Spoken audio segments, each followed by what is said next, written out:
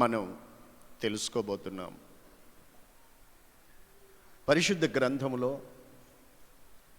మత్తయి సువార్త 16వ అధ్యాయం 18వ వాక్య భాగాన్ని మీరు చూడండి.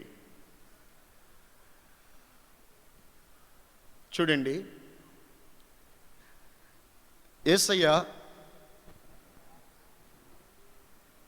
చెప్పిన మాటది, ఈ బండ మీద నా సంఘమును కట్టుదును, పాతాళలోక ద్వారాలు దాని ఎదుట నిలబడవు అని చెప్పారు.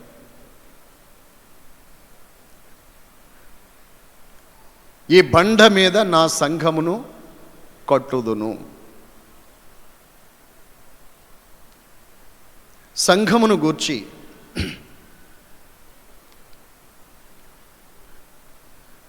సంఘమును కట్టేవారు యేసుక్రీస్తు ప్రభు. నా సంఘము అని చెప్పారు. ఆయన తన సంఘాన్ని కట్టేవారు.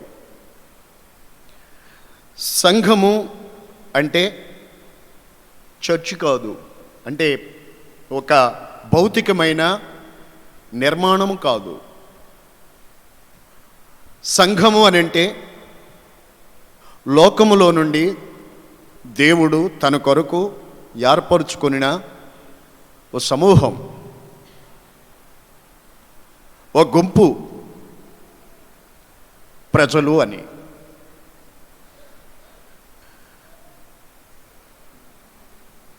ఈ సంఘాన్ని గూర్చి పరిశుద్ధ గ్రంథంలో చాలా చక్కటి పోలికలతో పోల్చి చెప్పబడింది. మనందరికీ అర్థమయ్యేటట్లుగా చాలా జాగ్రత్తగా వినాలి. చెవిగలవాడు ఆత్మ చెప్పు సంగతులు వినుగాక. ఆత్మ చెప్పే సంగతులు వినడానికి నీకు చెవి ఉండాలి. స్తోత్రం. మన వెస్లీ గారు చెప్పారు, గుడారాల్లో ఓ జింక పిల్లల్ని పెట్టుకుందంటండి. ఆ పిల్లలకి చెప్పిందంట, బయట పరిస్థితులు బాగలేదు, దుష్టమృగాలు తిరుగుతాయి, మీకు కావాల్సిందంతా నేను తెచ్చి మీకు పెడతాను, బయటికి వెళ్ళకండి, నా మాటేనండి, ఇక్కడే ఉండండి అని చెప్పిందంటండి. అలాగే అమ్మానే ఈ ఊకబెట్టి తల్లి లేనప్పుడు తల్లిని విడిచిపెట్టి ఓ జింక పిల్ల బయటికి వెళ్ళిందంట. సింహం దాన్ని చూసి ఓ దెబ్బ కొట్టి చంపి పడేసి, సరిగ్గా సాయంకాలం నక్క అలా వస్తుందంటండి. అకస్మాత్తుగా ఈ చచ్చిన జింక పిల్లను చూసి దగ్గరికి రాబోతే దాని ఎదుటే ఉన్నటువంటి సింహం అందంట, నక్క దీన్ని చూస్తూ ఉండు, నేను కొంచెం స్నానం చేసి లోపల వస్తాను అని అన్నదంటండి. దీని బెం పట్టలేక సింహం వచ్చే లోపల తింటే చంపేస్తుంది సింహం. సింహం వచ్చే లోపల 2 చెవులు తినేసిందంటండి. ఇది బెం పట్టలేక సింహం వచ్చి అడిగిందంట, దీని చెవులేయి. నాకు తెలియదు మహారాజా అందంట. నేను చంపేటప్పటికి దీనికి చెవులు ఉన్నాయి, దీని చెవులేయి. నేను తినలేదు మహాప్రభు అందంటాడు. ఈ జింక పిల్లలను పట్టుకుని వాళ్ళ అమ్మను అడుగుదా ఉన్నాడు, నువ్వు అబద్ధం చెప్పావో నిజం చెప్పావో అక్కడ తేల్చుకుందా అన్నాడని జింక పిల్లని పట్టుకుని నక్క సింహం కలిసి తల్లి జింక దగ్గరికి వెళ్ళి జింక పిల్ల తల్లిని అడిగాయంట, దీని చెవులు పుట్టినప్పుడు దీనికి చెవులు ఉన్నాయా? జింక అందంట, తల్లి జింక అందంట, దానికి చెవులు లేవు, దానికి చెవులు లేవు. ఇదేంటి చెవులు లేవంటున్నావు? నేను చూసినప్పుడు జింక పిల్లకే చెవులు ఉన్నాయే అందంట సింహం. లేదండి, దానికి చెవులు లేవు. ఎందుకో తెలుసా?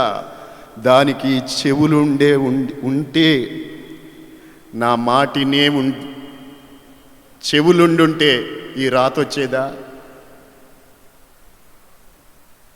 నేను చెప్పిన మాట ఇని ఉంటే, ఆ చెవులుండుంటే ఇప్పుడు ఈరోజు నీ చేతిలో ఎర్రగా మారిపోయింది నా బిడ్డ. నేను చెప్పాను వెళ్ళకమ్మా, బయటికి వెళ్ళకని. చెవులు లేవండి అని చెప్పిందంటండి తల్లి. భౌతికంగా కొందరికి చెవులు ఉంటాయి, కానీ దేవుని మాటలు వినే చెవులు ఉండవు. దేవుని మాట విననందుకే దానికి ఆ రాత వచ్చింది. అన్నీ బాగున్నాయి, తల్లి దగ్గర ఉండి తల్లి మాట విన్నాయి. తల్లి మాట వినకుండా బయటికి వెళ్ళింది గొంతులు వేసుకుని. మరి జాగ్రత్తగా మీరు కూడా దేవుని వాక్యాన్ని ఎలా వింటున్నారో, మీ కళ్ళకి సేవకులమైన మేమే కనపడుతున్నాము అనుకోకండి. దేవుని ఎదుట మనం ఉన్నామని మాత్రం మర్చిపోకండి. వాక్యం చెప్తాను. సంఘాన్ని గూర్చి ఈరోజు కొన్ని సంగతులు మనం ధ్యానం చేద్దాం. ఈ బండ మీద నా సంఘాన్ని కడతాను అన్నారు. ఇక్కడ అదే చెప్పాను, అటు ఇటు చూడొద్దు. చెవులు, సైతానిగాడు నిన్నేం చేయడు, నీ చెవులే కొరుకు తింటాడు, ఇంకేం ముట్టుకోడు. ఇక అవి లేకపోతే ఇంకినేది ఏది? అంతా బాగుంటాయి, అన్నీ ఉన్నాయి, చెవులే లేవు. అందుకే ఆ సావు వచ్చింది. జాగ్రత్త. దైవ బిడ్డలారా, నా సంఘము నేను కడతాను ఈ బండ మీద అన్నారు. ఇక్కడ బండ అని అంటే పేతురు కాదు, క్రీస్తు ప్రభువే. ఆమేన్. నా సంఘాన్ని నేను కడతాను అన్నారు. హల్లెలూయా, హల్లెలూయా. చెప్పాను మీకు, సంఘము అని అంటే లోకములో నుండి దేవుడు తన కృపచేత ఏర్పరచుకొనిన, పిలువబడిన, ప్రత్యేకించబడిన దేవుని ప్రజలు సంఘము, ఎక్లీషియా అని పిలువబడతారు. Praise the lord. ఈ సంఘాన్ని గూర్చి కొన్ని సంగతులు ఈరోజు మీతో పంచుకుంటాను. ఎఫెసీ పత్రికలో 1వ అధ్యాయము 22వ వచనం, సమస్తమును ఆయన పాదాల కింద ఉంచి సమస్తము పైనే ఆయనను సంఘమునకు శిరస్సుగా నియమించెను. ఆ సంఘము ఆయన శరీరము, ఆ సంఘము ఆయన శరీరం. ఇక్కడ తలపైకి లేపండి. మొదటి విషయం, సంఘము ఆయన శరీరానికి పోల్చి చెప్పబడింది. సంఘము ఆయన శరీరమునకు పోల్చి చెప్పబడింది. ఇదిగో మనమంతా సంఘం, దేవుని సంఘం. మనము ఆయన శరీరమునకు పోల్చి చెప్పబడింది. ఇప్పుడు సంఘము ఆయన శరీరం అయితే, ఈ సంఘం అనే శరీరానికి ఆయన, చెప్పండి, ఆయన శిరస్సు అయ్యును. శరీరం ఒక్కటే ఉంటే దాన్ని ఏమంటారు? మొండిమంటారు, భయంకరం, దాన్ని చూడలేం. ఆ సంఘం అనే శరీరానికి క్రీస్తు శిరస్సు అయి ఉన్నారు. Praise the lord.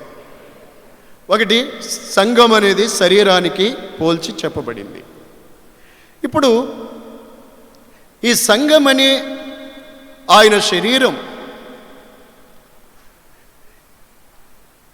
ఈ శరీరము శిరస్సుతో ఎలా అయితే నరములు ఎముకలతో అతకబడి ఉందో, అలాగే మనము శిరస్సు అయి ఉన్న యేసుక్రీస్తుతో మనము శరీరములో శిరస్సు ఎలా అతకబడి ఉందో అలాగా మనము ఆయనతో ఏకమై ఉండాలి. కొలస్సీ పత్రిక 2వ అధ్యాయం 19వ వచనం చదువుకుందాం.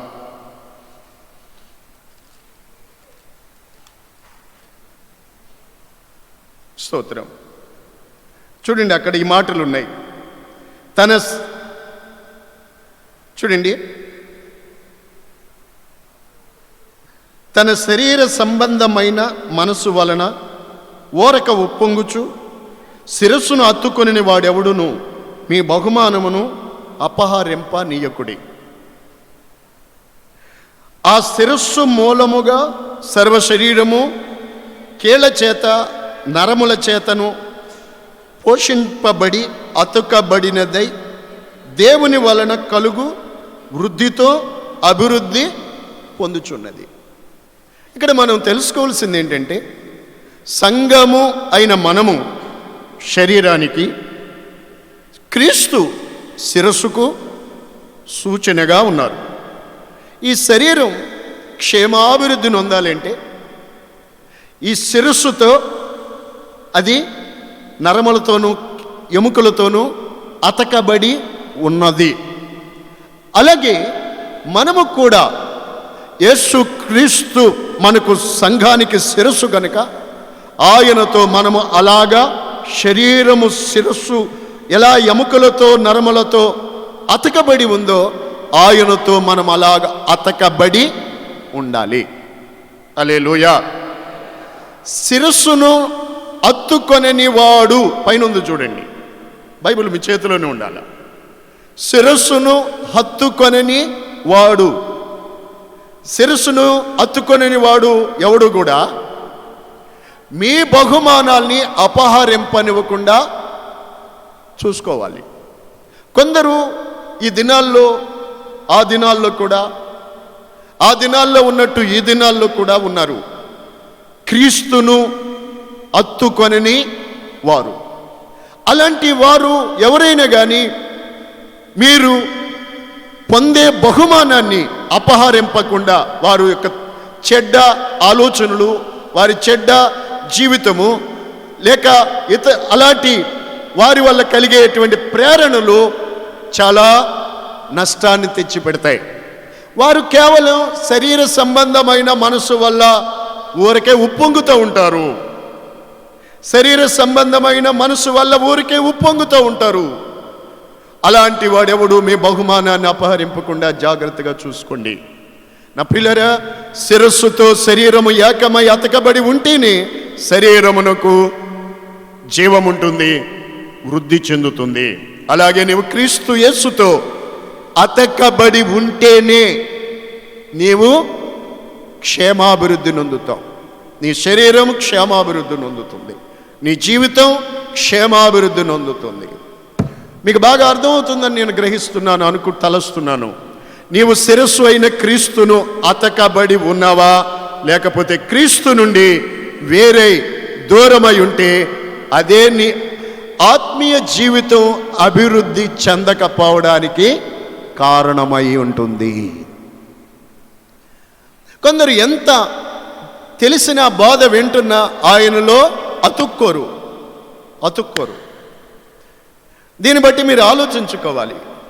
మీ శరీరం క్షేమాభివృద్ధి నొందాలి, మీ ఆత్మీయ జీవితం అని అంటే క్రీస్తుతో అతకబడి నీవు ఉండాలి. ఇంకా దేవుని వాక్యం మీకు తెలియజేస్తున్నాను. అపోస్తుల కార్యములోనే, ఎఫెసీ పత్రికలోనే దేవుడు చెప్పే సంగతులు చూడండి. 4వ అధ్యాయంలో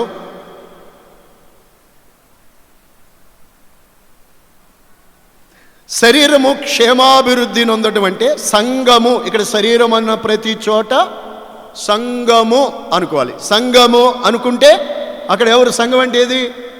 మనమే, మీరే, నేను అనుకోవాలి. ఇప్పుడు చూడండి, నేను చెప్పే ప్రతి మాట మీరు నోట్ చేయాలి. ఈరోజు ఈ మాటలు మీరు గుర్తుపెట్టుకోవాలి. ఎఫెసీ పత్రికలో 4వ అధ్యాయంలో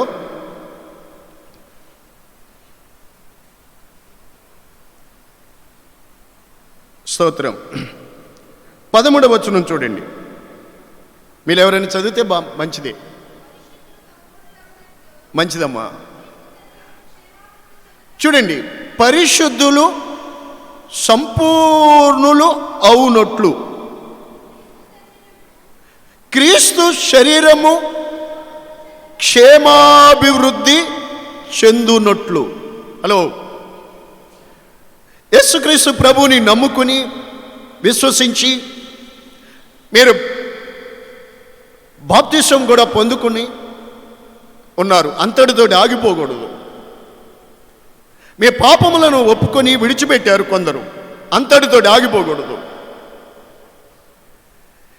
ఇక అంతటితో ఆగిపోతే అది దేనికి మాదిరిగా ఉంటుందంటే, పుట్టిన బిడ్డ ఎదుగుదల లేకుండా తల్లి ఒళ్ళో బాలుడుగా ఉన్నంతకాలం ప్రయోజనము ఎలా ఉండదో అలా ఉండదు. అయితే నీ ఆత్మీయ జీవితం పరిశుద్ధులు ఏమవ్వాలి అని అంటే సంపూర్ణులు అవ్వాలి. సంపూర్ణులు అవ్వాలి. ఈ శరీరముతో మనము ఉన్నప్పుడే మనము సంపూర్ణ సిద్ధి చెందాలి. స్తోత్రం. సంపూర్ణులగునట్లు ఎదగాలి. క్రీస్తు శరీరం అనగా సంఘం అనగా నీవు మనం క్షేమాభివృద్ధి చెందుటకు, పరిచర్య ధర్మం జరుగుటకు ఆయన కొందరిని అపోస్తులుగాను, కొందరిని ప్రవక్తలుగాను, కొందరిని సువార్తికులుగాను, కొందరిని కాపరులుగాను, కొందరిని ఉపదేశకులుగాను నియమించారు. ఎందుకు నియమించారు? అపోస్తులు ఎందుకు వినాలి? అపోస్తులు, ప్రవక్తలు, సువార్తికులు, కాపరులు, ఉపదేశకులు, ఈ 5 రకాల పరిచర్యలను దేవుడు ఎందుకు నియమించారు అంటే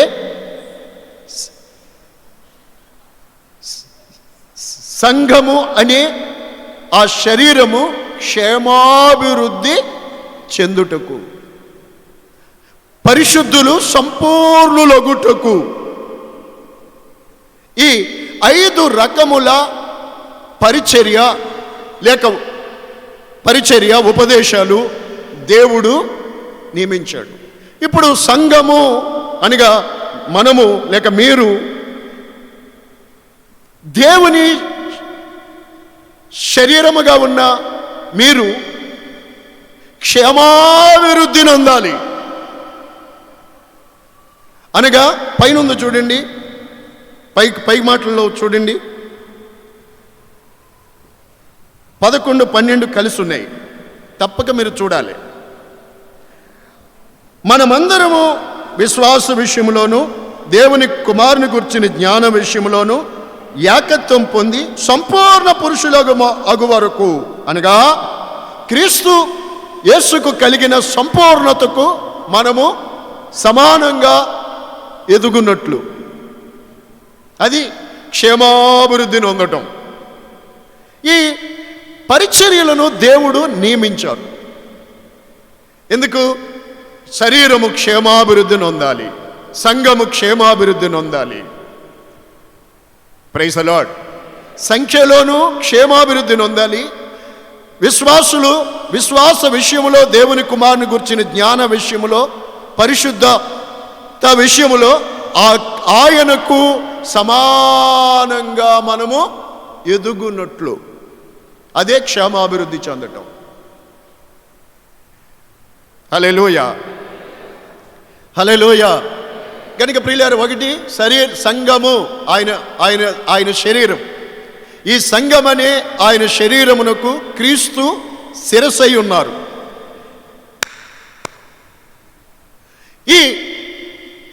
ఈ శరీరము శిరస్సు అయిన క్రీస్తుతో అతకబడి ఉండాలి. శిరస్సు నుండి శరీరం వేరైతే ఎలా ఉంటుందో, నీవు దేవుని బిడ్డవై ఉండి కూడా యేసుక్రీస్తును హత్తుకొని నీ జీవితం జీవిస్తుంటే నీకు శిరస్సు లేదు, ఉట్టి మొండిమే. శిరస్సు ఎప్పుడైతే లేదో అది కుళ్ళిపోతుంది, అది క్షయమైపోతుంది, ఆ శరీరం క్షీణించిపోద్ది, దుర్వాసన కొడుతుంది. క్రీస్తును హత్తుకొనని వాడు కూడా అంతే, క్రీస్తును హత్తుకొనని వాడు కూడా అంతే, దుర్వాసన వస్తారు. వారిలో క్షేమాభివృద్ధి జరగదు.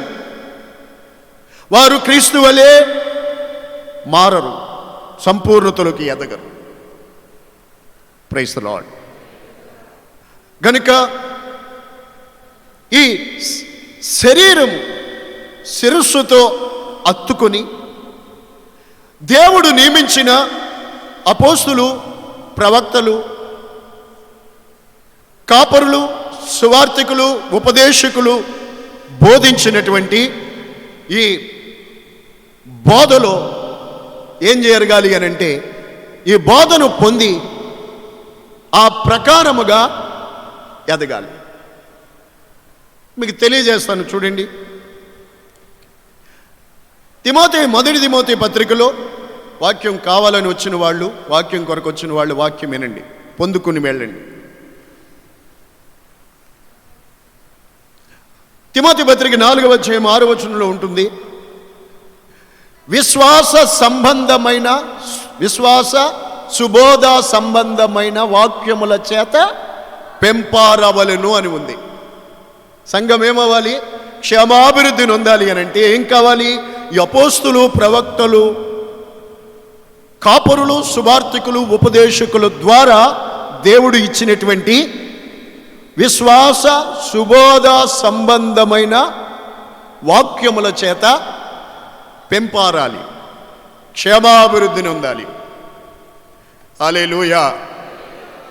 విశ్వాస సుబోధ సంబంధమైన దేవుని వాక్యము, దేవుడు నియమించిన అపోస్తులు, ప్రవక్తలు, కాపరులు దేవుడు నియమించారు. వారి ద్వారా ఆ ఉపదేశాలను పొంది దేవుని యొక్క సంపూర్ణతలోకి, శరీరము పరిశుద్ధతలోను, దేవుని గురించిన జ్ఞానములోను క్షేమాభివృద్ధి చెందుతూ ఉండాలి. ఎదగడం అది. పొందుకున్న వాళ్ళు స్తోత్రం చెప్పండి. హల్లెలూయా. దేవుడు తన సంఘానికి క్షేమాభివృద్ధి కలగటం కొరకే అపోస్తులు నియమించుతారు. దేవుడు తన సంఘాన్ని క్షేమాభివృద్ధి పొందటం కొరకే ప్రవక్తలు నియమిస్తారు. హల్లెలూయా. అందుకే ఆ రోజున యెరూషలేములో సంఘములో అపోస్తులు, ప్రవక్తలు ఉన్నారు. ఆమేన్. ఆ ఉపదేశాలలో నీవు పెంపారుతూ ఉండాలి. శరీరము ఎదుగుతూ ఉంటుంది. తల్లి యొక్క పాలతో పుట్టిన బిడ్డ ఎలాగైతే ఎదుగుతూ ఉంటారో, పెద్దవారు అవుతారో, అలాగ సంఘము కూడా దేవుడిచ్చిన ఈ వాక్యం అనే పాలు, సువార్త, విశ్వాస సుబోధ సంబంధమైన వాక్యముల చేత పెంపారాలి. ఎంత అంటే ఆయన వలే మనం ఎదగాలి, మారాలి. దేవునికి మహిమ కలుగునుగాక. రెండవ మాట, ఒకటి శరీరము ఎదుగునట్టుగా శరీరానికి పోల్చబడింది సంఘం. ఆ శరీరము క్షేమాభివృద్ధి నొందినట్లు శిరస్సైన క్రీస్తులో అతకబడి దేవుడు నియమించిన ఉపదేశకులు, అపోస్తులు, ప్రవక్తలు, కాపరులు, సువార్తికులు ఉపదేశాలు ద్వారా ఆ సుబోధ సంబంధమైన వాక్యములను పొందుకొని ఆయనలో మనము సంపూర్ణులు మగునట్లుగా ఎదగాలి. ఇందులో వేటికి దూరమైన బ్రదర్, ఆత్మ గలవాడే గ్రహిస్తారు. పిచ్చి పిచ్చిగా ఉంటుంది నాకు ఈ మాటలన్నీ మీకు. Praise the Lord. Hallelujah, hallelujah. అందుకే మీరు గమనించాలి, ఇక్కడ పౌలు సమాజముగా కూడడం మానకండి అని ఎందుకు చెప్పారు? సమాజముగా కూడడం నువ్వు మానితే, పరిశుద్ధుల యొక్క సహవాసాలు, ఉపదేశాలకి దూరమైతే ఏమవుతుంది? మూలన పడిపోద్ది నీ జీవితం.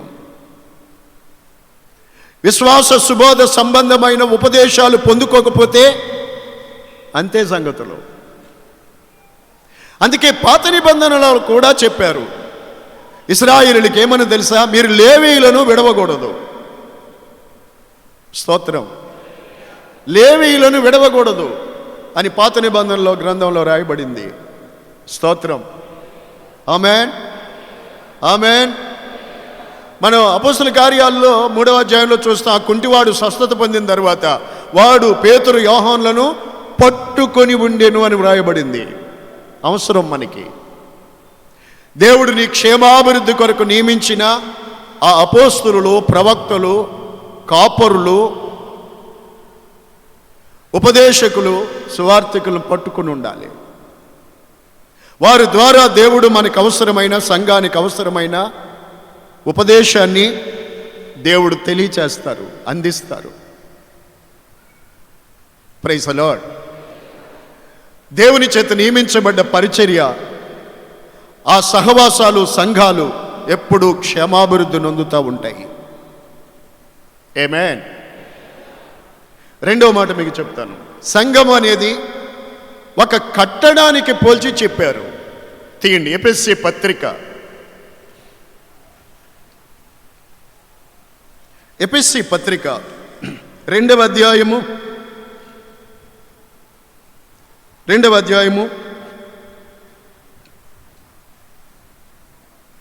వచనం. క్రీస్తు యేసే ముఖ్యమైన మూలరాయి అయి ఉండగా అపోస్తులను ప్రవక్తలు వేసిన పునాది మీద మీరు కట్టబడి ఉన్నారు. వినండి, చదువమ్మా. ప్రతి కట్టడము ఆయనలో చక్కగా అమర్చబడి ప్రభువునందు పరిశుద్ధమైన దేవాలయమగుటకు వృద్ధి పొందుచున్నది. ఈ మాటలను బట్టి మనం చూస్తే సంఘము ఒక కట్టడమునకు లేక ఒక పరిశుద్ధమైన ఆలయానికి పోల్చి చెప్పబడింది. ఇలా చూడండి, కొరింథీ పత్రికలో పౌలు గారు కూడా అక్కడ కూడా చెప్పారు కొరింథీ సంఘానికి. కొరింథీ పత్రిక 3వ అధ్యాయంలో చూడండి 16, 17 చూస్తే మీరు దేవుని ఆలయము అయి ఉన్నారు అని ఉంది. మీరు అనగా ఇక్కడ సంఘం, కొరింథీలో ఉన్న సంఘం. మీరు దేవుని ఆలయము. స్తోత్రం. చెప్తారు చూడండి, మీరు దేవుని ఆలయము అయి ఉన్నారు, దేవుని ఆత్మ మీలో నివసించుచున్నాడని మీరు ఎరగరా? ఎవడైనానో దేవుని ఆలయాన్ని పాడు చేస్తే దేవుడు వానిని పాడు చేస్తాడు.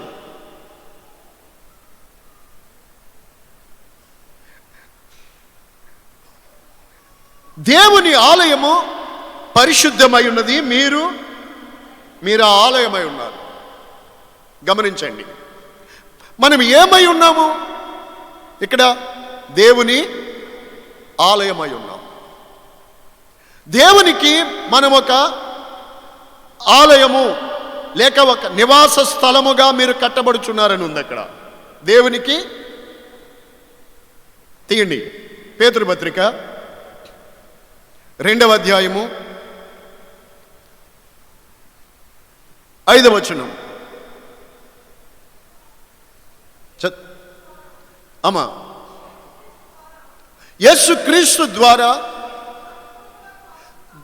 దేవునికి అనుకూలమగు ఆత్మ సంబంధమైన బలులు అర్పించుటకు పరిశుద్ధ యాజకులుగా ఉండుటకు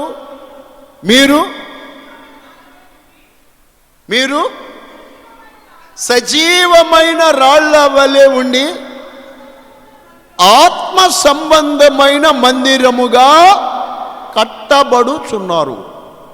రెండవ మాట, దేవుని మందిరం, దేవుని సంఘము అని అంటే ఒక ఆత్మ సంబంధమైన మందిరముగా ఉన్నది. అంటే నీవు లేక నేను క్రీస్తులో ఆయన కొరకు ఒక పరిశుద్ధమైన ఆలయముగా మనము కట్టబడవలెను. ఒక దేవునికి మనం ఒక నివాస స్థలముగా మనము కట్టబడవలెను.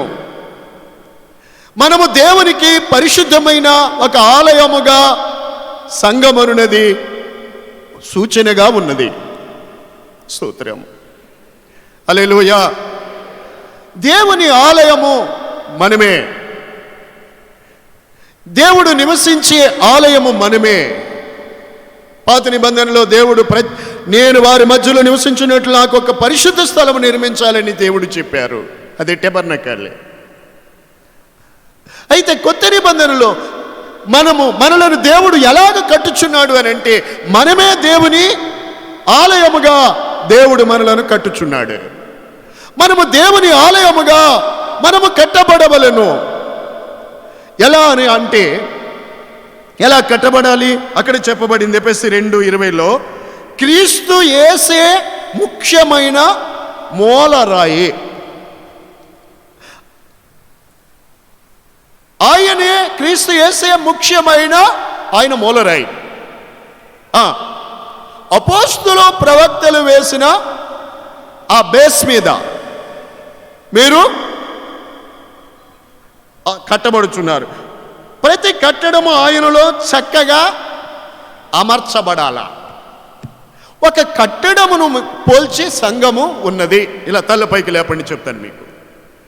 ఏదైనా ఒక కట్టడాన్ని మీరు చూడండి, ఆ కట్టడానికి ముందు కనపడని పునాది ఉంటుంది భూమిలో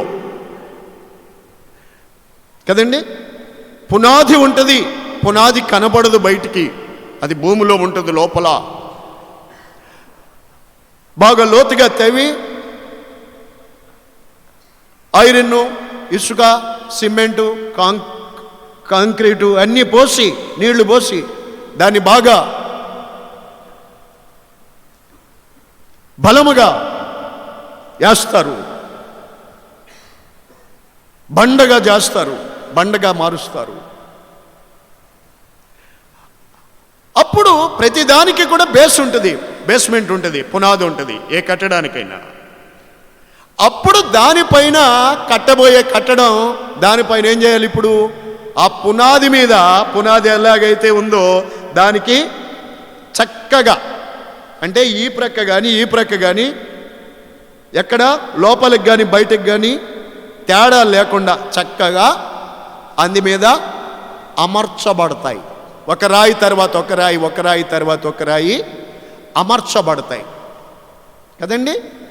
మీరే చూస్తున్నట్టు అనుకోండి. పునాది మీద కట్టే, పైకి కట్టే కట్టడం, కనిపించే కట్టడం చక్కగా అమర్చబడాలి. చక్కగా అమర్చడానికే పనివాడి చేతులు ఏముంటుందంటే ఒక బద్ద ఉంటుంది, చెక్క బద్ద ఉంటుంది, దిట్టంగా బద్ద ఉంటుంది. అప్పుడు ఇటుక పునాదిని బేస్ చేసుకునే కింద నుంచి ఆ బద్ద పెట్టి నూలేసి బుడ్డి వేస్తారు కదా, వేసి సరిగ్గా పునాది నుండే చూసుకుంటూ ఒక్కొక్క ఇటుక దాని మీద చక్కగా ఉందా లేదా చూస్తూ ఉంటారు. ఏదైనా పనివాడు ఒకవేళ చక్కగా చూడకపోతే, అది చక్కగా కట్టకబడకపోతే ఏమైపోద్ది? కట్టుకున్నా కానీ కూలిపోతుంది. అందుకనే బద్దేసి కర్రెట్టి ఆ చెక్క బద్దతోటి ఏం చేస్తాడంటే, కట్టేటప్పుడు ఆ మేస్త్రి కొడతా ఉంటాడు. కొన్ని ఎటుకలు ఉంటాయి పెట్టేటప్పుడు, మరి ఈయన పొరపాటు అవి ఎలా కదిలాయో, ఎలా మారిపోయిందో, ముఖం ఒక్కోటి బయటకు ఎడతా ఉంటుంది, ఒక్కోటి లోపలికి ఎడతా ఉంటుంది. ఓహో ఇలా కాదు అనుకున్నప్పుడు ఆయన ఏం చేస్తాడంటే ఈ చెక్క బద్దెట్టి దట్టిస్తాడు. సమానంగా ఆ పునాదిని ఆనుకొని సమానంగా రావాలి. రాకపోయితే అప్పుడు కొట్టడం అనేది జరుగుతూ ఉంటుంది. అలాగా కట్టడం అంతా చక్కగా కట్టుకొస్తారు. పౌలు చెప్పేటప్పుడు అన్నారు, నేను నేర్పరి అయిన శిల్పకారుని వలె పునాది వేశాను. దైవ బిడ్డలారా, చక్కగా అమర్చబడాలి. మనము ఇందాక చదివారు కదా, సజీవమైన రాళ్ళం. మనం సజీవమైన రాళ్ళం. క్రీస్తు పునాది. ఆ బండ మీద మనము ఒక్కొక్కరు ఒక్కొక్క రాయిగా ఆత్మ సంబంధమైన పరిశుద్ధమైన దేవాలయముగా మనం మార్చబడినట్లు ఆ పునాది మీద మనం చక్కగా అమర్చబడాలి. నిన్ను నీవు చక్కగా క్రీస్తు మీద అమర్చబడాలి. యోధాపత్రికలో కూడా ఉంది, మీరు విశ్వసించు అతి పరిశుద్ధమైన దాని మీద. యోధాపత్రిక 21:19 అయి ఉంటుంది. మీరు విశ్వసించు అతి పరిశుద్ధమైన దాని మీద మిమ్ముని మీరు కట్టుకొనుచు నిత్య జీవార్థమైన మన ప్రభు అయిన యేసుక్రీస్తు కనికరము కొరకు కనిపెట్టుచు పరిశుద్ధాత్మలో ప్రార్థన చేయుచు.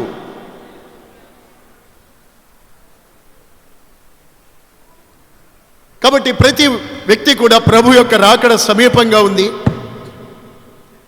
నీవిప్పుడే ఆ పునాది మీద, క్రీస్తు అనే బండ మీద అపోస్తుల, ప్రవక్తలు, కాపరులు, ఇదిగో మేము కాపరులంటే సువార్తికులు, ఉపదేశకులు, దేవుడు నియమించిన వారి పరిచర్యల ద్వారా మీరు చక్కగా కట్టబడాలి, చక్కగా కట్టుకోవాలి నీ ఆత్మీయ జీవితం. ఎలాగా?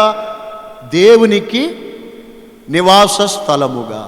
సంతోషంగా ఉన్నవాళ్ళు స్తోత్రం చెప్పండి. నీవు ఎలా కట్టబడాలి? పరిశుద్ధమైన ఆలయముగా కట్టబడాలి. దేవునికి మహిమ కలుగునుగాక. ఎలాగా? ఎలా కట్టబడాలండి? మనము సంఘం ఎలా కట్టబడాలి?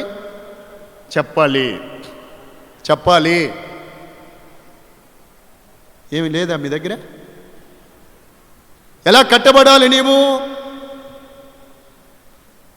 పరిశుద్ధమైన ఆలయముగా కట్టబడాలి. పరిశుద్ధమైన ఆలయముగా నీవు కట్టబడాలి. పరిశుద్ధమైన దేవాలయముగా నీవు కట్టబడాలి. లోకములో ఉండే కట్టడాలు ఐరన్తోనూ, సిమెంట్తోనూ, ఇటుకలతోనూ, కాంక్రీట్తోనూ కడతారు. కానీ మనము దేవుని కొరకు పరిశుద్ధమైన ఆలయముగా ఉండునట్లు అపోస్తులు, ప్రవక్తలు వేసిన ఆ ఉపదేశాల ద్వారా కట్టబడాలి. అలా కట్టుకుంటున్నారా? నీవు పరిశుద్ధమైన ఆలయముగా కట్టబడాలి. ఎవడైనా దేవుని ఆలయాన్ని పాడు చేసాడనుకో ఏం చేస్తారు? చెప్పేదేదో అందరూ చెప్పండి. ఎవడైనా దేవుని ఆలయాన్ని పాడు చేశారా, దేవుడు వాడిని పాడు చేస్తాడు. నీ ఆలయము, ఆ ఆలయము పరిశుద్ధమైనది. మీరు ఆ ఆలయమై ఉన్నారు. జాగ్రత్త. హల్లెలూయా.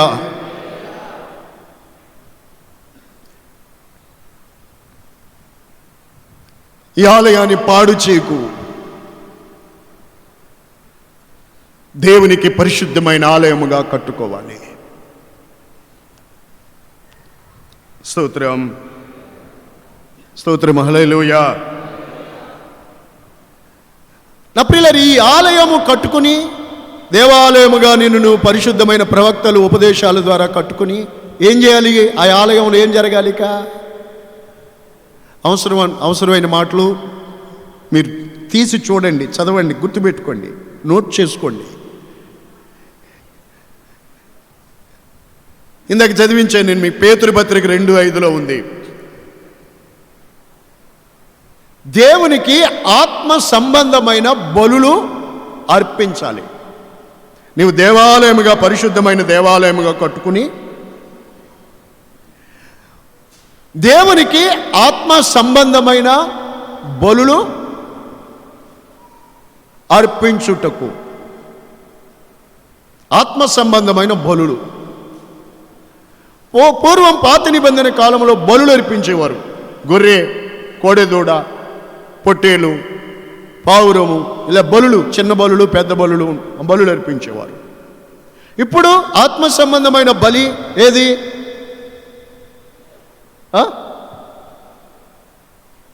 దేవునికి మనము ఆత్మ సంబంధమైన బలి అర్పించడం అంటే ఏమిటి? విరిగి నలిగిన హృదయముతో, బ్రదర్, విరిగి నలిగిన హృదయము, దేవునికి ఇష్టమైన బలి. విరిగి నలిగిన హృదయముతో లో నుండి వచ్చే స్తుతి ధూపం, స్తుతి, ఆరాధన, ప్రార్థన అవి దేవుని దృష్టికి నైవేద్యము లాంటివి, దేవుని దృష్టికి బలి లాంటిది. ఇలా చూడాలి, మీరు తలెత్తి ఇలా చూడండి. నీవు పరిశుద్ధమైన ఆలయముగా కట్టుకుని, మార్చబడి నీ పరిశుద్ధమైన దేవాలయముగా కట్టుకుని, అందులో నుండి దేవునికి నిత్యము ఏం చేయాలి? మనము ఆత్మ సంబంధమైన బలులు అర్పించాలి. ఈ ఆలయములో జరగవలసిన ఆరాధనది. స్తోత్రం చెప్పండి. ఓకే మరే, హల్లెలూయా. మరి అలాగ కట్టబడి మీ దేహమని ఆ దేవాలయముగా కట్టుకుని, అందులో మీరు దేవునికి ఈ ఆత్మ సంబంధమైనటువంటి బలులు అర్పించాలి. అలా చేయాలి. చేస్తున్నారా? అంత చక్కటి శ్రేష్టమైన సంగతులు. ఏదో వస్తున్నాము, వెళ్తున్నాం, మేము దేవుని నమ్ముకున్నాం, పేరుకి క్రైస్తవులు అన్నట్టుండి, నీలో ఈ విధంగా నువ్వు కట్టబడకపోతే, పరిశుద్ధమైన దేవాలయముగా నువ్వు కట్టబడకపోతే ఏమీ లాభము లేదు. దేవునికి బలులు అర్పించాలి ప్రతి దినము, నిత్యము. దేవునికి ఎల్లవేళలా ఈ దేవాలయములో ఉండి దేవునికి మనం బలులు అర్పించాలి. నా జీవ బలులు స్తోత్ర బలులుగా మారిపోయే, నా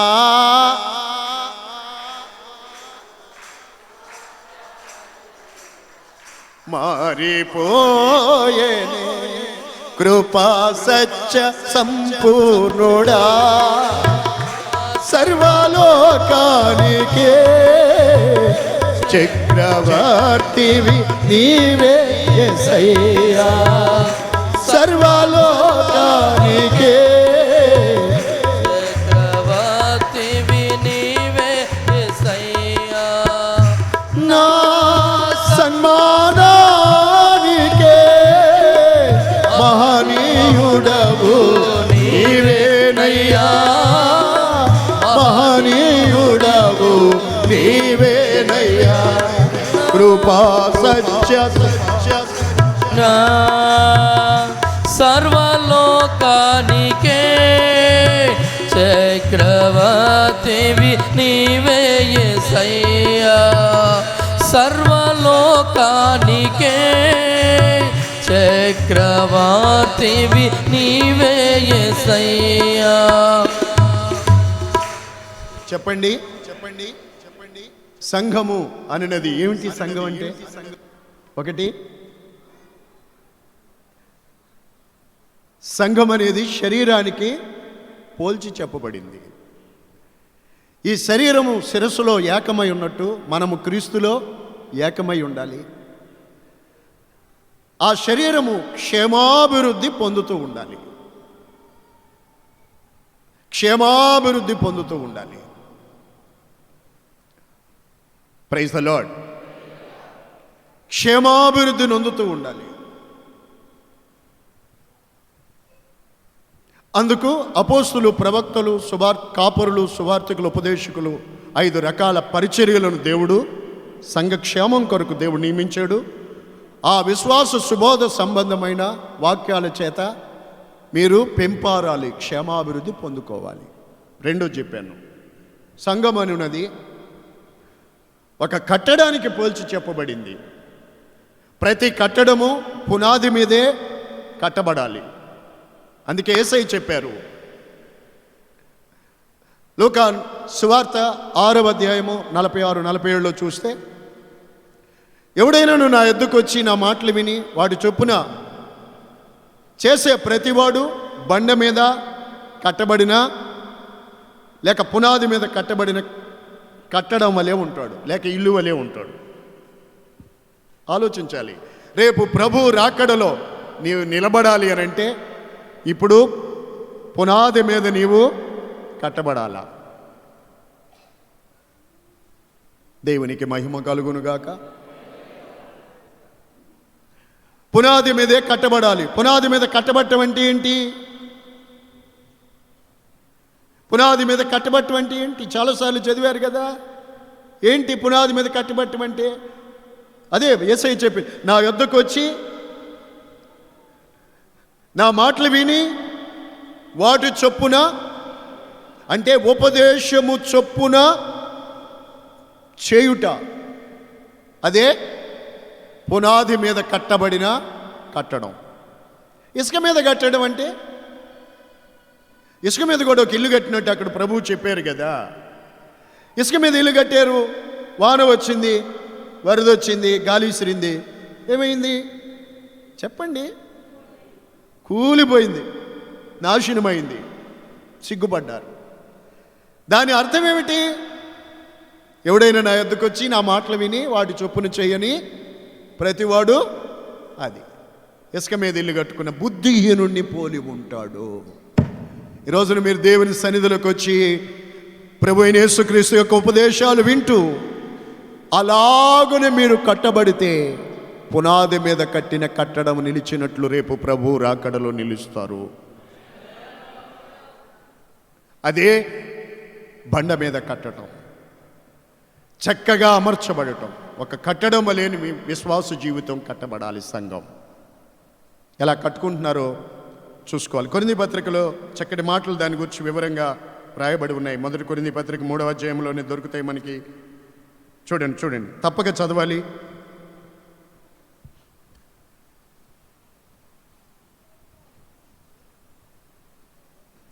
పదవచనం 3:10. ప్రతివాడు దాని మీద ఎలాగ కట్టుచున్నాడో జాగ్రత్తగా, ఎలా కట్టుకుంటున్నావో జాగ్రత్తగా చూసుకోవాలి. ఆమేన్ చెప్పండి. నీ ఆత్మీయ జీవితాన్ని లేక విశ్వాస జీవితాన్ని ఎలా కట్టుకుంటున్నావో జాగ్రత్తగా చూసుకోవాలి. వేయబడిన తప్ప వేరొక పునాది వేసేవాడు శాపగ్రస్తుడు. స్తోత్రం. చూడండి, అక్కడ బైబిల్ తీసి చూడండి. ఎవడైనను ఈ పునాది మీద బంగారము, వెండి, వెలగల రాళ్ళు, కర్ర, గడ్డి, కొయ్యకాలు మొదలైన వాటితో కట్టిన ఎడలా వాని వాని పని కనబడును. ఆ దినమున దానిని తేటపరచును, అది అగ్ని చేత బయలుపరచబడును. మరియు వాని వాని పని ఎట్టుదో దానిని అగ్నియే పరీక్షించును. పునాది మీద ఒకడు కట్టిన పని నిలిచిన ఎడల వాడు జీతం పుచ్చుకొనును. ఒకని పని కాల్చివేయబడిన ఎడల వానికి నష్టము కలుగును. Praise the Lord. నష్టం కలగకూడదంటే నష్టం కలిగేది ఎప్పుడు?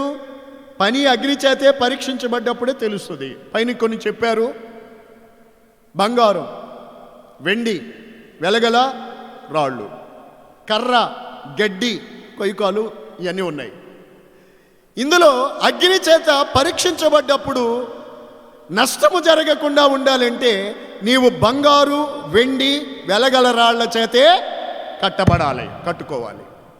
బంగారం విశ్వాసానికి, విశ్వాసం జీవితానికి.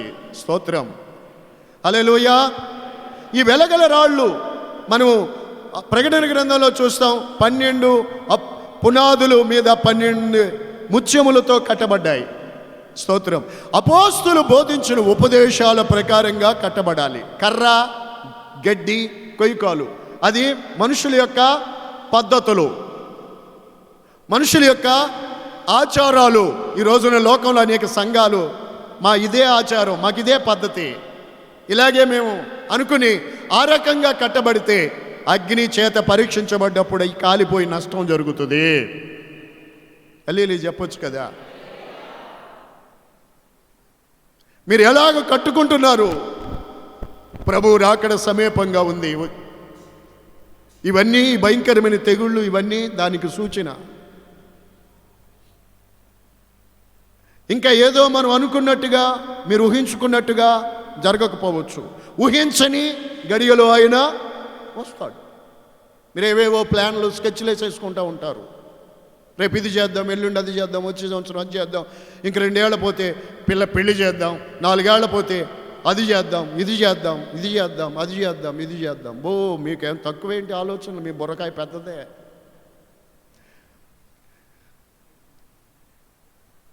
ఇది అది చేతమని చెప్పుకుంటున్నారు. అయితే బ్రతుకుండి ప్రభు చిత్తమైతే అని చెప్పుకోండి. దేవునికి మహిమ కలుగును గాక. దేవుని బిడ్డలారా, మీరు ఎలా కట్టుకుంటున్నారో జాగ్రత్తగా చూసుకోండి. ఒక కట్టడం వలె మనము చక్కగా పునాది మీద కట్టబడాలి. పరిశుద్ధమైన దేవాలయముగా మిమ్మల్ని మీరు కట్టుకోవాలి. 3వది ఆఖరి పాయింట్ ఇది. ఎఫెసీ పత్రికలో 5వ అధ్యాయంలో సంఘము దేనికి పోల్చి చెప్పబడి ఉంది? చాలాసార్లు మీరు విన్నారు కదా, చెప్పగలుగుతారు. ఎఫెసీ పత్రిక 5వ అధ్యాయంలో సంఘము దేని గురించి పోల్చబడి ఉంది చూడండి. 5వ అధ్యాయంలో 33లో 32లో ఉంచండి. అయితే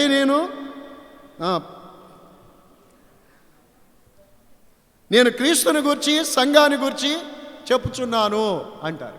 దేంటి ఈ స్టోరీ అంతా? సంఘము ఒక పెండ్లి కుమార్తెకు పోల్చబడి ఉంది. సంఘము ఒక పెండ్లి కుమార్తె, పెండ్లి చేసుకోవడానికి అలంకరించబడి ఎదురు చూస్తున్న ఒక కన్యకకు తన భర్తతో ప్రదానం చేయబడి తన భర్తతో ఏకమయ్యేదానికి ఎదురు చూస్తున్నా, తను తాను అలంకరించుకుని పరిశుద్ధపరచుకుని తన ప్రాణప్రియుడి మీద మనసంతా పెట్టుకుని ఎదురు చూస్తున్నటువంటి ఒక పెండ్లి కుమార్తెకు పోల్చబడి ఉంది. అందుకే ఇక్కడ చాలా మాటలు ఉంటాయి.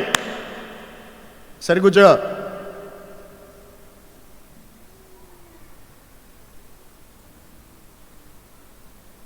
భయభక్తులతో వినండి.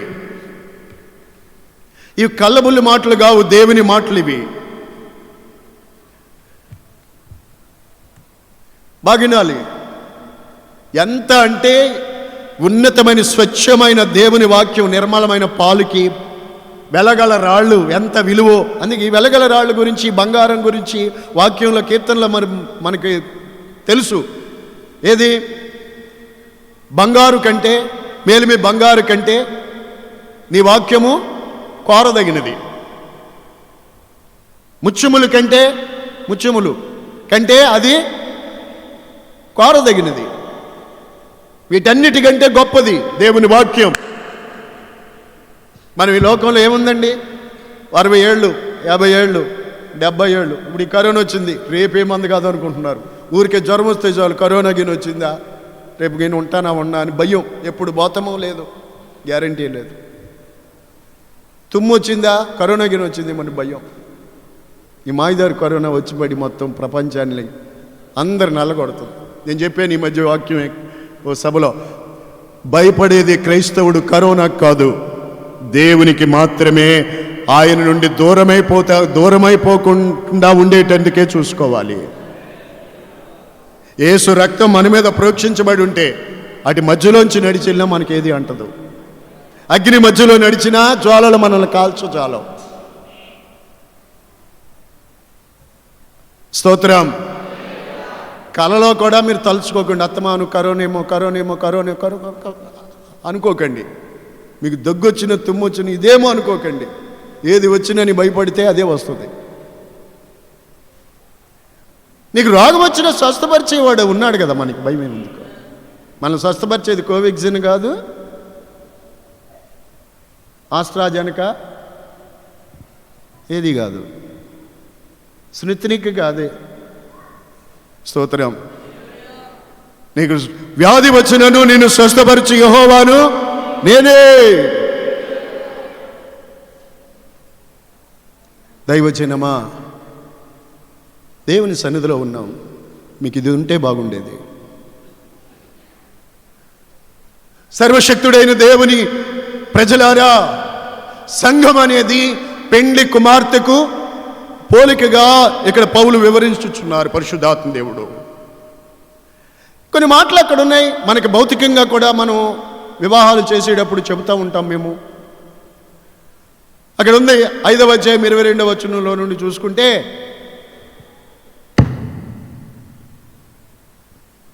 బైబిల్ చూడు. 5వ అధ్యాయం ఎఫెసీ పత్రిక 5వ అధ్యాయం 22 నుండి చూస్తే, స్త్రీలారా ప్రభువునకు వలె మీ సొంత పురుషులు అని ఎందుకు చెప్పారు? ఎరువు పురుషులు ఉంటారా? ఎరువిల్లు అద్దిల్లు ఉండొచ్చు, అద్దె సైకిల్ ఉండొచ్చు, అద్దె కారు ఉండొచ్చు, అద్దెకి ఏదైనా పొరుగువారిది ఏదైనా ఉండొచ్చు, కానీ సొంత భర్తే ఉండాలి అంతే, సొంత భార్య ఉండాలి అంతే. ఎరువు ఉండకూడదు. చచ్చిపోతావు జాగ్రత్త, రేపొద్దున ప్రభు రాకల్లో తలకాయ పగులుద్ది, కాల్చబడతారు.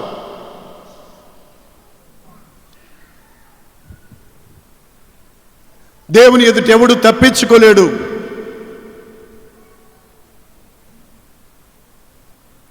సూత్రం చెప్పుదాము. అందుకే హాగరు చెప్పింది, దేవా నువ్వు చూచుచున్న దేవుడివి, లోకములో ఉండే దేవుళ్ళు లాంటి వాడు కాదు మన ప్రభు, ఆరాధించుచున్న దేవుడు, చూచుచున్న దేవుడు. దేవునికి మహిమ కలుగునుగాక. 2 చేతులు ఎత్తి స్తోత్రం చెబుదాం. అక్కడ సంగతి చూడండి. స్త్రీలకు గురించి చెప్పారు. స్త్రీలారా మీ ప్రభువులకు వెళ్ళే మీ సొంత పురుషునికే లోబడి ఉండండి. ప్రతి స్త్రీ తన భర్తకు చెప్పండి లోబడి ఉండాలి. అన్ని విషయములలోనూ లోబడి ఉండాలి. వినండి బాగా. వాక్యం వినే చెవులు లేకపోతే జంకపిల్లలా ఉంటుంది తర్వాత బతుకు. సింహం ఎత్తుకెళ్ళిద్ది. అన్ని విషయముల్లోనూ స్త్రీ తన ప్రభువుకు వలె భర్తకు లోబడాలి. క్రీస్తు సంఘానికి శిరస్సై ఉన్నలాగున పురుషుడు భార్యకి శిరస్సై ఉన్నాడు. క్రీస్తు శరీరానికి రక్షకుడై ఉన్నలాగున పురుషుడు కూడా అలాగే ఉన్నారు. సంఘము క్రీస్తుకు లోబడినట్టే భార్యలు కూడా ప్రతి విషయంలో పురుషులకు లోబడాలి, తమ పురుషునికి. మీరందరు రావడం మంచిది. కుటుంబాల్లో క్షేమం కలుగుద్దేనండి, బ్రతుకులో నెమ్మది వస్తుందేనండి. దేవుని మాట ఒక్క మాట వింటే చాలు. మీ కుటుంబాల్లో సుప్రీంకోర్టుకి వెళ్ళినా హైకోర్టుకి వెళ్ళినా న్యాయం జరగదు. దేవుని మాట వింటే మీకు నెమ్మది వస్తుంది. ఎవరి మాట విన్నా నీకు ప్రయోజనం ఉండదు. దేవుని మాట ఒక్క మాట విను, నీ బ్రతుకు బంగారం అవుతుంది. చదువు. ఇది స్త్రీల గురించి చెప్పారు, తర్వాత పురుషుల గురించి కూడా చెప్పారు. మీరు మీ భార్యని ప్రేమించండి. ఎలాగా? సొంత శరీరంలాగా. క్రీస్తు సంఘాన్ని ప్రేమించి ప్రాణం పెట్టాడు, అలా ప్రేమించాలి. ఈ మాటలన్నీ చెప్పి చివరిలో అన్నారు, నేను సంఘాన్ని గురించి క్రీస్తుని గురించి చెబుతున్నాను. ఇది మర్మం. ఒక పురుషుడు తను పెళ్లి చేసుకుని తన భర్తని చేసుకోబోతున్న భార్య ఎలాగైతే భార్యాభర్తల ధర్మాలు పోలికలు ఉన్నాయో అలాగే క్రీస్తుకు సంఘానికి పోలిక చెప్పబడింది. సంఘము కన్యక పెండ్లి కుమార్తె వలె పోల్చబడి ఉంది. స్తోత్రం. గనుక సంఘము పెండ్లి కుమార్తెకైతే పురుషుడు యేసు ప్రభు. ఇప్పుడు సంఘం ఏమవ్వాలి? పెండ్లి కుమార్తెగా విన్నారు కదా ఉపదేశం. ఏమవ్వాలి? అన్ని విషయాలలోనూ స్త్రీ తన భర్తకు లోబడినట్టుగా సంఘము క్రీస్తుకు. అది సంఘం ఇక్కడ ఒక పెండ్లి కుమార్తెకు పోల్చబడింది, స్త్రీకి పోల్చబడింది. ఇప్పుడు సంఘమైన మనము అన్ని విషయాలలోనూ ఎవరికి? ప్రభువుకి లోబడి ఉండాలి. హల్లెలూయా చెప్పండి. లోబడి ఉండకపోతే కుదురుతుందంటారా? కుదురుతుందా? నీ భార్య నీకు లోబడకపోతే కుదురుతుందా? నువ్వు తన్నుతున్నావా? కొడుతున్నావా? మరి నువ్వు దేవునికి లోబడకపోతే దేవుడు నిన్ను కొట్టడా? నీకు తగలవా? తెలియక దెబ్బలకు తగిన పనులు చేసినోడు కొద్ది తగులుతాయి, తెలిసి దెబ్బలకు తగిన పనులే చేసేవా నీకు మరి ఎక్కువ దెబ్బలు తగులుతాయి, జాగ్రత్త. వాక్యములో ఉన్న మాట. నీ భార్య నీకు లోబడాలే, రైట్, ఓకే, ధర్మం. మరి నువ్వు దేవునికి లోబడుద్దా? లోబడాలి. సంఘము పెండ్లి కుమార్తెకు పోల్చబడింది. ప్రభువు పురుషుడు, ఆయన మనకు భర్త, సృష్టికర్త. ఆయనకు నువ్వేమవ్వాలి? భార్య భర్తకు లోబడుతున్నట్టుగా నీ భార్య అన్ని విషయాల్లో నీ మాట ఎలాగంటే లోబడుతుందో అలాగే మనము దేవునికి, సంఘం అలా లోబడాలి. హల్లెలూయా చెప్పండి. ఇంకోసారి చెప్పకూడదా? అన్ని విషయాలలో లోబడాలి. ప్రియులారా, ఈ రోజున మనకి సంఘానికి ఉండవలసిన లక్షణాలు ఏంటి అంటే లోబడుట. అన్ని విషయాల్లో ప్రభుకి చెప్పండి, అందరూ చెప్పండి, లోబడాలి, విధేయత చూపాలి, సంఘము విధేయత చూపాలి. రైట్, సంఘం నీ దగ్గర ఉండవలసింది అదే, విధేయత. అబ్రాహాముతో దేవుడు మాట్లాడినప్పుడు, అబ్రామా, ఎస్ లార్డ్, చిత్తం ప్రభువా. సమూయేలుతో దేవుడు మాట్లాడినప్పుడు సమూయేలు ఏమన్నాడు? అర్జున, నీ దాసుడు ఆలకించుచున్నాడు, ఆజ్ఞ ఇమ్మని. ప్రతి విషయంలోనూ పాత నిబంధన పరిశుద్ధులు దేవునికి లోబడి వారు ఉన్నట్టుగా మనము కొత్త నిబంధన సంఘము ప్రాణేశ్వరుడైన మన యేసయ్యకు మనం అన్ని విషయాల్లో లోబడాలి. పాటలు పాడుకుంటాం కదండి, ఎంత మధురమైన పాటలు యేసయ్య గారు పాడిన పాట. ప్రాణేశ్వర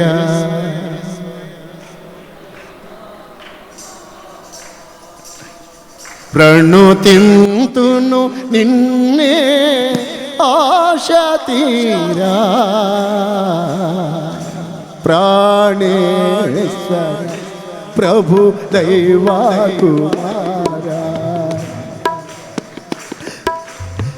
కమనీయమైన నీ దర్శనము కలనైనాను మెలకువనైనా, కమనీయమైన నీ దర్శనము కలనైనాను మెలకువనైనా, కనబడినా ఆశలు తీరవే కనిపెట్టు చూటిని కడబోర ధ్వనికై, కనిపెట్టు చూటిని కడబోర ధ్వనికై. ప్రాణేశ్వర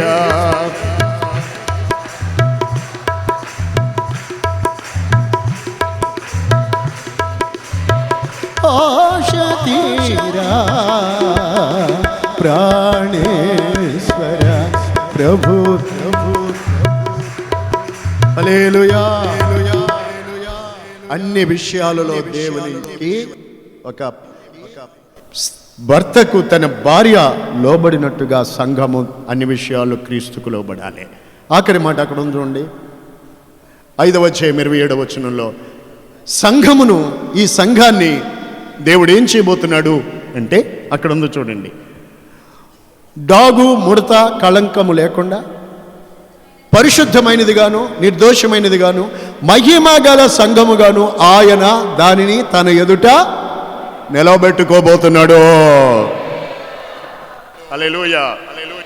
చివరికి ఈ సంఘాన్ని ఆయన ఇలాగ కట్టి ఇలాగ నియమించి చివరికి ఆయన దానిని తన ఎదుట నిలబెట్టుకోబోతున్నాడు. ఎలాగా? పరిశుద్ధమైనదిగాను మహిమ నిర్దోషమైనదిగాను మహిమ గల సంఘముగా ఆయన దానిని తన ఎదుట నిలబెట్టుకోబోతున్నారు. హల్లెలూయా. చప్పట్లు కొట్టి హర్షించండి. ఆయన తన ఎదుట నిలబెట్టుకోబోతున్నాడు. నా ప్రియులారా, దేవుడు మనకిచ్చిన ఉపదేశాలు మనల్ని పరిశుద్ధపరచడానికే, మనల్ని ఆయన పోలికలోకి మార్చడానికే, మనకు మహిమనివ్వడానికే, మనల్ని ఆయన ఎదుట నిలబెట్టడానికే. అందుచేత దేవుని బిడ్డలారా, ప్రభువు మిమ్మల్ని ప్రేమించుచున్నారు. ఆయన మీ కొరకు ప్రాణం ఇచ్చాడు. సంఘము కొరకు ఆయన ప్రాణం ఇచ్చాడు. ఈ సంఘాన్ని ఆయన తన రాకడలో తన ఎదుట రేపు దేవుడు దాన్ని నిలబెట్టుకోబోతున్నాడు. దేనిని అది ఎలాంటిది? ముడతైనా కళంకమైనా, ఏ కళంకం ఉంటే నిలబెట్టుకుంటాడు ఆయన ఎదుట? నువ్వు కంపు కొడతా ఉంటే ఆయన రేపు ఆయన ఎదుట నేను నిలబెట్టుకుంటాడా? నీలో కళంకం ఉంటే, దాగుంటే, ముడతలుంటే, ఏమండి, పెళ్లి చేసుకుందామని ఆ కన్యకను ప్రదానం చేసుకున్నాడు అనుకోండి ఒక పురుషుడు. ఆమెను గూర్చి తెలిసి ఆమెలో కళంకం ఉంది, ఆమె నడవడి సరిలేదు, కళంకం ఉంది అని భర్త ఎరిగారు అనుకోండి, తెచ్చుకుంటారా? తన ఎదుటికి తెచ్చుకుంటారు, తన పక్కన పెట్టుకోవడానికి వదిలించుకుంటారు, కొట్టివేస్తారు. అలాగే కాకుండా చూసుకోవాలి. రేపు నీవు ఆయన ఎదుట నిలబడాలి, నిలబెట్టుకోవాలని వాక్యము చేత, ఉదక స్నానము చేత దాన్ని పవిత్రపరిచి పరిశుద్ధపరిచి మహిమ గల సంఘంగా ఆయన దానిని తన ఎదుట. కనుక సంఘము తన భర్త కొరకు అలంకరింపబడి మనసారా పెండ్లి కుమారుని కొరకు మనసు పెట్టి ఎదురు చూస్తున్న పవిత్రురాలు అయిన కన్యకలాగా. అందుకే 2 కొరింథీ పత్రిక 11లో పౌలు అంటారు, మిమ్మల్ని పవిత్రురాలైన కన్యకగా క్రీస్తుకు సమర్పించాలని మిమ్మల్ని ఒక్కడే పురుషునికి ప్రదానం చేశాను. ఆమేన్. ప్రభు యేసు త్వరగా రాబోతున్నారు. ఆయన ఎదుట నిన్ను మహిమ గల సంఘముగా నిలబడడానికి నీవు అన్ని విషయములు వాక్యము చేత ఉదక స్నానం చేసి కళంకము లేనట్టుగా పరిశుద్ధపరచబడి మహిమను ధరించుకొని ప్రభు రాకడలో ఎత్తబడడానికి సిద్ధమవ్వండి. దేవుడు అట్టి కృప మీకందరికీ అనుగ్రహించునుగాక.